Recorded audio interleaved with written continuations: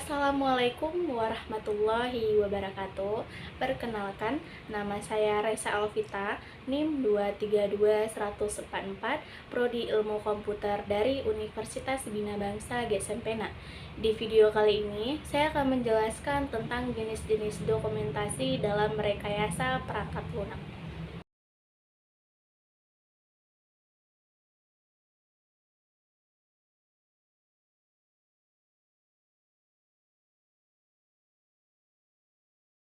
Pembelajaran yang akan saya bahas adalah tentang jenis-jenis dokumentasi dalam rekayasa perangkat lunak. Yang pertama ada Software Project Management Plan atau disingkat dengan SPMP. Yang kedua ada Software Requirement Specification atau disingkat dengan SRS.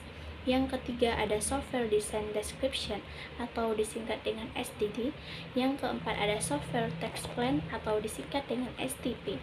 Yang kelima ada Software Text Description atau disingkat dengan STD. Yang keenam ada Software Text Result atau disingkat dengan STR. Yang ketujuh ada Software Version. Yang kedelapan ada User Guide atau User Manual. Sebelum memasuki materi, saya akan membahas tentang apa itu rekayasa perangkat lunak atau biasa disebut dengan software engineering.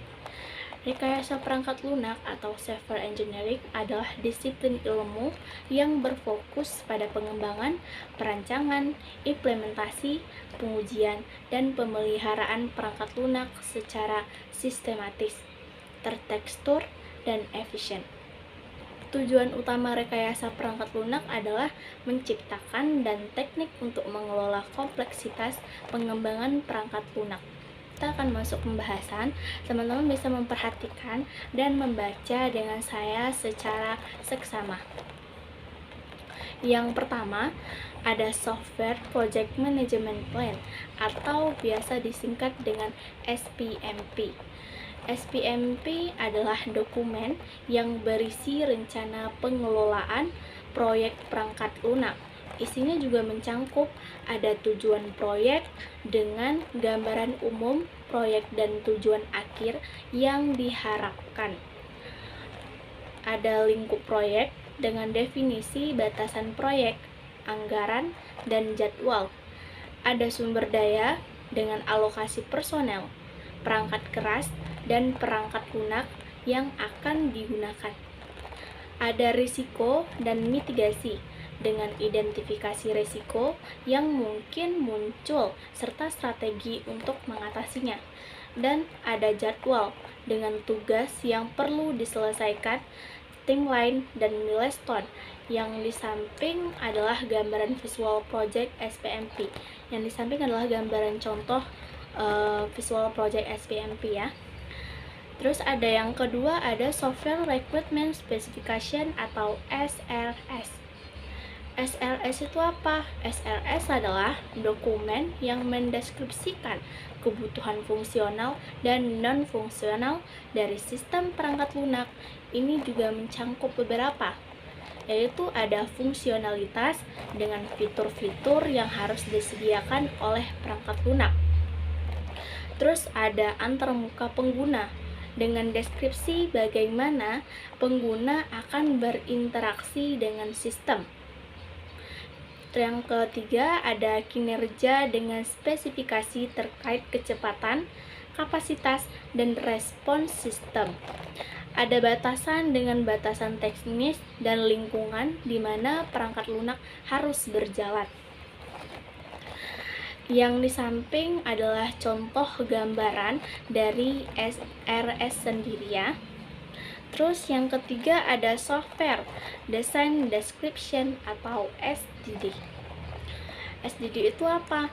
SDD itu menjelaskan arsitektur dan desain detail dari perangkat lunak. Biasanya juga mencangkup yaitu ada arsitektur sistem dengan bagaimana komponen perangkat lunak diatur dan berinteraksi. Ada desain modul dengan penjelasan tentang desain tiap modul, termasuk algoritma, struktur data, dan logika. Ada antarmuka antar modul dengan deskripsi cara modul-modul tersebut berkomunikasi satu sama lain. Yang di samping adalah contoh gambaran dari SDD itu sendiri ya. Terus yang keempat ada Software Test Plan atau disingkat dengan STP. STP adalah dokumen yang menjelaskan tentang strategi pengujian untuk sistem perangkat lunak. Bagian penting dari STP juga mencangkup beberapa, yaitu ada lingkup pengujian dengan area perangkat lunak yang akan diuji. Ada tujuan pengujian, dengan tujuan itu spesifik dari pengujian yang dilakukan. Terus ada metode pengujian dengan teknik pengujian yang akan digunakan, seperti pengujian fungsional, non-fungsional, atau unit. Dan ada juga sumber daya pengujian dengan personel, alat uji, dan lingkungan pengujian yang akan digunakan. Ada kriteria keberhasilan dengan tolok ukur untuk menentukan apakah perangkat lunak lulus atau gagal dalam pengujian. Yang di samping adalah contoh gambaran dari STP.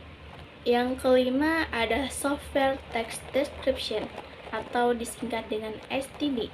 STD adalah dokumen yang lebih detail mengenai spesifikasi pengujian. Ini mencangkup yaitu ada kasus uji atau test cases dengan setiap skenario pengujian yang akan dijalankan, termasuk input dan output yang diharapkan.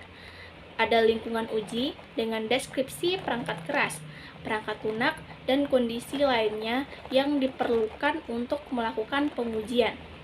Terus ada langkah-langkah pengujian dengan langkah-langkah detail untuk menjalankan setiap kasus uji. Yang di samping adalah contoh gambaran dari STD.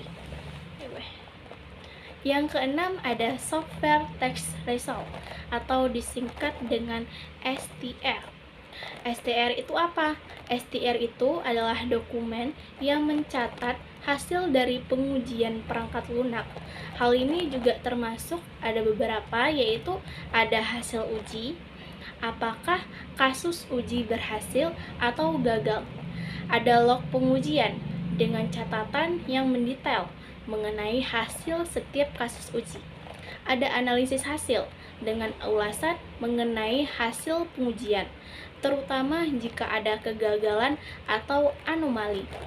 Di samping adalah contoh gambaran dari STR itu sendiri. Yang ketujuh ada software version. Software version adalah dokumentasi versi perangkat lunak, adalah catatan penyimpanan, riwayat, perubahan versi dari perangkat lunak.